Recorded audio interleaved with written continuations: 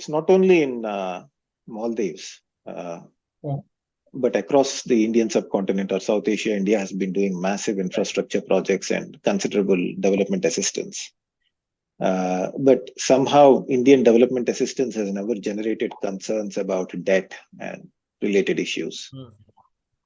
Where do you think we are getting it right, or in terms of development assistance, in terms of principles that we are doing it compared to China for that matter?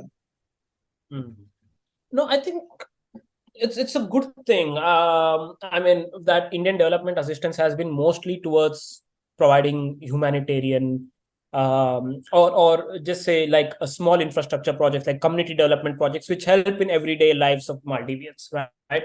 But what happened? Everyday lives of South Asians. So in Jaffna, we built the houses. In Bangladesh, we helped with the disaster relief. In Maldives, we again went with the high impact community development projects. So precisely, India was largely invested in capacity building, largely invested in smaller investment projects that could benefit Maldivians every day. What changed to a larger extent was when China started offering with mega infrastructure projects with higher interest loans and commercial interest loans. And precisely the smaller countries started expressing their concerns that, look, India is not doing enough in terms of mega infrastructure, and that's why we want China. So India has been countering it in the last 6-7 years by bringing in mega infrastructure projects. For example, Sina Malay Bridge so the Greater Malay Connectivity Bridge in the Maldives, or for example, helping with the railway connectivity lines with Bangladesh. Or even in Sri Lanka, we are now trying to have a major say in the Trincomalee development in the Colombo port city. So these things have happened, and India has been showing itself to be quite a strong player. And I think it's a good thing that India's, there is a trade-off here. India's assistance doesn't really generate a lot of sovereignty issues.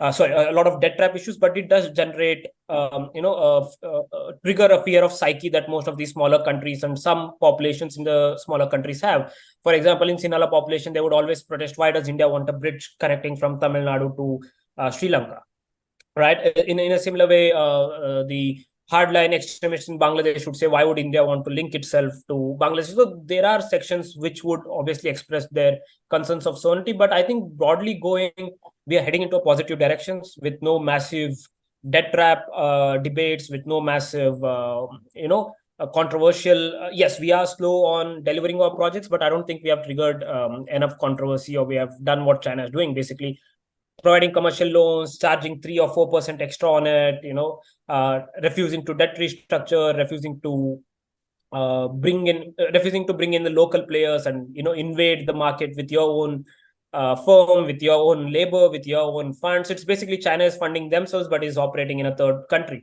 But India doesn't do that, right? And there is a difference. I think India is getting it right.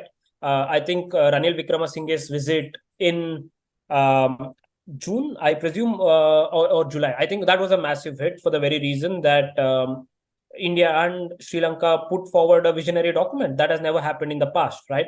And that shows how smaller countries in India are seeing India as an opportunity rather than a challenge now. I think they see connectivity as something that they have to. It's a mandatory thing that they'll have to fulfill. Be it Nepal. Nepal has been doing the same. Sri Lanka has been doing the same. I think smaller countries are realizing that the greater they connect is the better their prosperity.